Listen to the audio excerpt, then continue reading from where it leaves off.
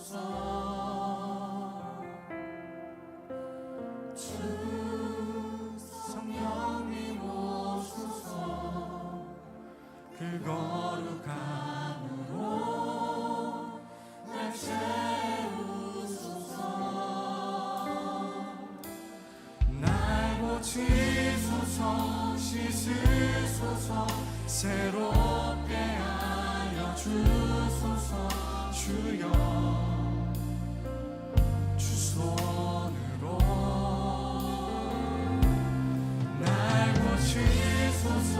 씻으소서. 새롭게 하여 주소서. 주여 주 알게 하소서. 우리 가사에 간절함을 담아서 주 성령님 오소서. 주 성령님 오소서. 그 거룩함으로 날 채우소서. 주 성령님 오소서. 그 거룩함으로 날 채우소서. 날 고치소서. 씻으소서. 새롭게 하여 주소서. 주여 주 손으로 이 나라와 이 땅을 주님 고치고 새롭게 하여 주십시오. 열방을 하시는 주님, 주 알게 하소서. 마지막으로 주 성령님 오소서. 주 성령님 오소서. 그 거룩함으로 날 채우소서. 우리와 영원토록 함께 하시는 보혜사를 의지합니다. 성령님 오소서.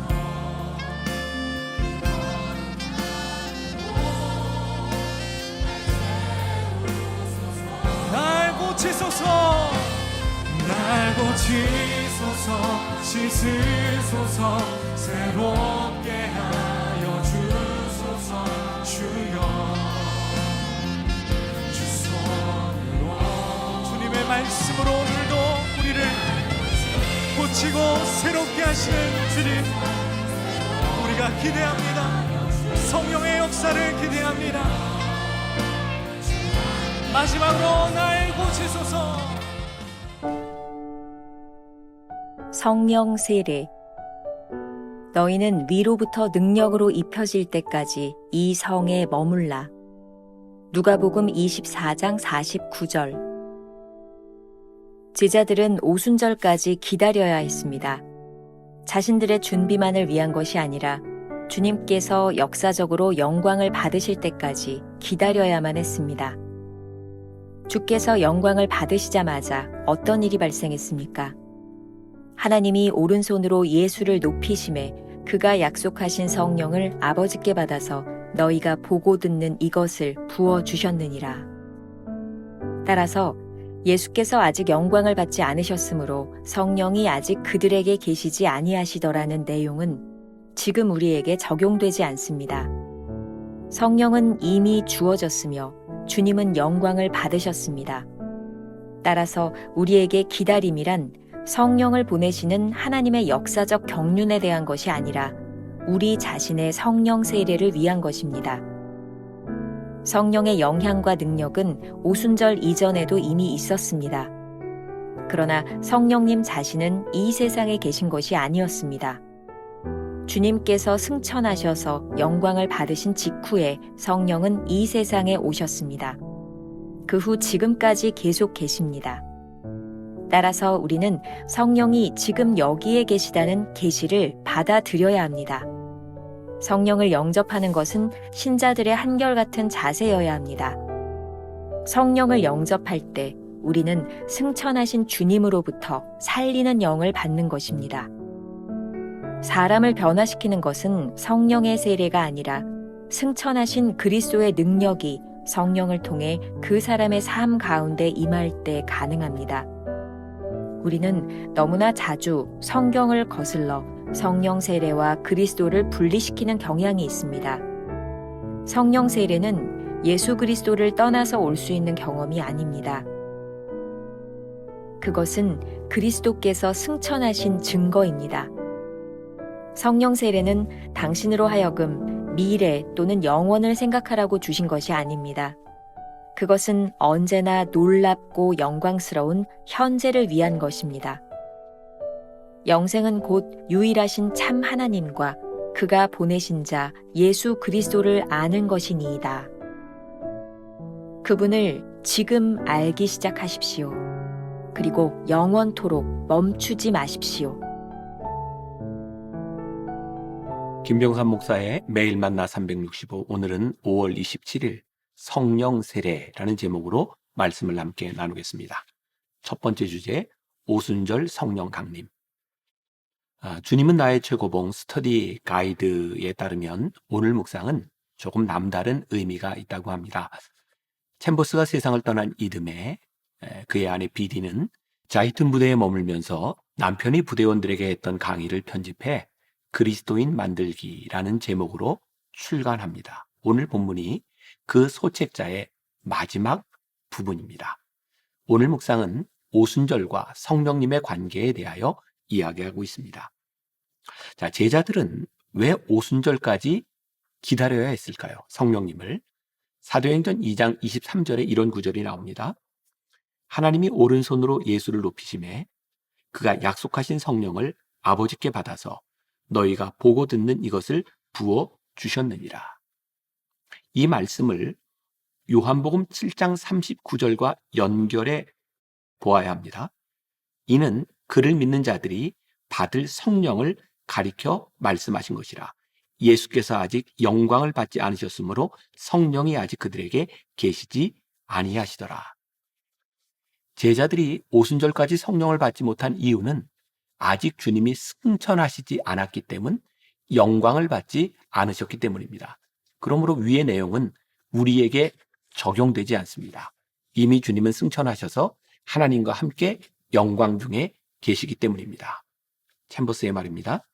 따라서 우리에게 기다림이란 성령을 보내시는 하나님의 역사적 경륜에 대한 것이 아니라 우리 자신의 성령 세례를 위한 것입니다. 쉽게 말하면 성령님은 우리에게 약속되셨을 뿐만 아니라 이미 오셨습니다. 문제는 우리가 그 성령 세례를 아직 받지 못했다는 것입니다. 오스왈드 챔버스의 책 기독교의 진리에 보면 우리가 왜 성령을 받아야 하는지 좀 더 상세하게 설명하고 있습니다. 제가 좀 읽어드리겠습니다. 성령님은 개인의 숨겨진 사생활을 무너뜨리시고 복음으로 살아가게 하십니다. 성령님이 역사하실 때 나타나는 가장 뚜렷한 특징은 예수 그리스도를 사랑하고 그분을 닮아가는 것입니다. 그 과정에서 우리는 예수님과 관계없는 모든 것으로부터 자유하게 됩니다. 성령님은 우리를 예수 그리스도의 열정적인 제자로 만드십니다. 그러면 우리를 통해 치유와 축복, 생수의 강이 흐르기 시작하고 우리는 그리스도를 위해 모든 것을 참고 희생하며 수고하게 될 것입니다. 자, 이제 우리는 스스로에게 이런 질문을 던져야 합니다. 우리는 성령님이 역사하시도록 자신을 구별해 하나님께 바칠 준비가 되어 있는가? 자, 오늘 우리가 기억해야 될 한 줄 노트입니다. 우리의 가장 큰 문제는 약속하신 성령을 아직 받지 못했다는 것입니다. 두 번째 주제, 성령 세례를 받는 것. 여기서 우리는 아주 중요한 교리 문제를 다루게 됩니다. 삼위일체 하나님 중 한 분인 성령님은 오순절 이전에도 역사하고 계셨습니다. 단지 이 세상에 계신 것이 아니었을 뿐입니다. 자, 챔버스의 글입니다. 주님께서 승천하셔서 영광을 받으신 직후에 성령은 이 세상에 오셨습니다. 이 성령님은 지금도 우리 안에 역사하고 계십니다. 중요한 것은 성령님이 우리 안에 계시도록 영접해야 한다는 것이죠.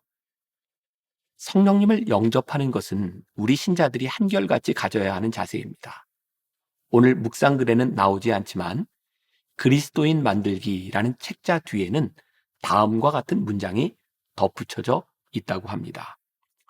성령님은 우리가 가난하다는 사실을 깨달을 때 우리 안으로 들어오십니다. 이 말의 의미가 무엇일까요? 갈급함 없이 성령 세례를 받을 수 없다는 것입니다. 마가의 다락방에서 제자들은 가난한 심령으로 마음을 모아 기도할 때 성령의 임재를 경험할 수 있었습니다. 성령의 능력을 구하는 겸손한 마음이 없다면 성령님은 우리 안에 오시지 않습니다. 그런데 이 부분을 잘 이해하고 구별할 수 있어야 합니다. 챔버스의 말입니다. 사람을 변화시키는 것은 성령의 세례가 아니라 승천하신 그리스도의 능력이 성령을 통해 그 사람의 삶 가운데 임할 때 가능합니다. 우리가 성령을 영접할 때 승천하신 주님으로부터 살리는 영을 받습니다. 문제는 지금까지 우리에게 성령 세례와 그리스도를 분리해서 생각하려는 경향이 있었다는 것입니다. 성령 세례는 그리스도와 분리해 생각할 수 없습니다. 성령 세례는 그리스도가 승천하신 증거이기 때문입니다. 찰스 스탠리는 성령 충만의 법칙이라는 책에서 성령 세례의 의미를 이렇게 설명하고 있습니다. 옷을 입듯이 성령의 능력을 입으면 우리가 그리스도 안에 거하고 그분의 성령을 통해 항상 우리 안에 거하신다는 사실을 알게 됩니다. 성령은 우리의 구원이 확실하다는 하나님의 보증입니다. 이는 우리에게 주어진 영원한 약속입니다. 챔버스는 성령 세례를 받는 것은 곧 그리스도의 능력이 임하는 것이라고 말합니다. 찰스 스탠리는 성령의 능력은 우리가 그리스도 안에, 그리스도가 우리 안에 거하는 능력이라고 덧붙여 설명하고 있습니다. 그리스도께서는 성령과 나누어지지 않고 함께 거하시며 함께 일하십니다. 성령 세례를 받는 것은 영혼에 관한 것이 아닙니다. 놀랍고도 영광스러운 현재를 위한 것입니다. 기억하십시오. 성령 세례는 미래의 우리의 영혼에 관한 것이 아니라 지금 우리의 삶을, 현재를 놀랍고도 영광스럽게 만들어주는 것이다. 요한복음 17장 3절에 보면 하나님과 그가 보내신 자 예수 그리스도를 아는 것이 영생이라고 말씀하고 있습니다.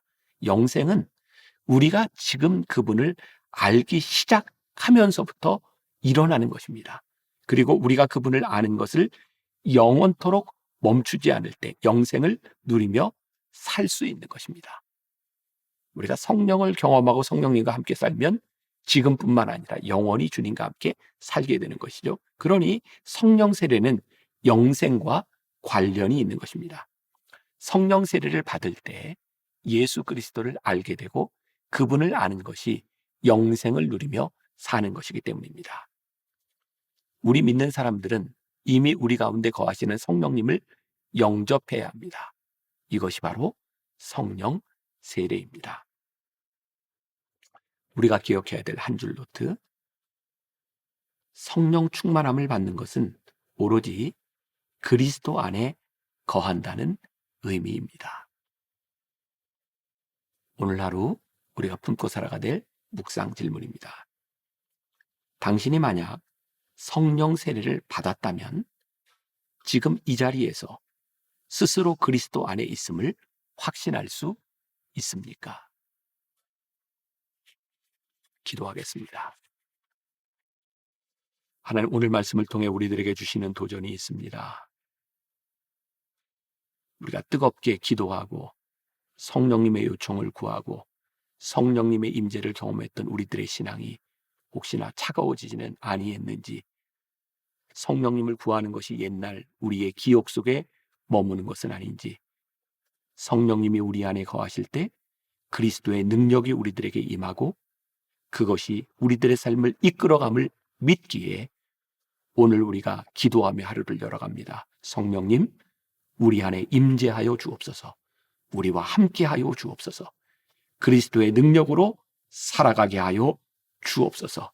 성령님의 임재가, 하나님의 약속이 우리 안에서 실제가 되는 하루가 되게 하여 주옵소서. 온전히 주께 의탁하며 예수님의 이름으로 기도했습니다. 아멘.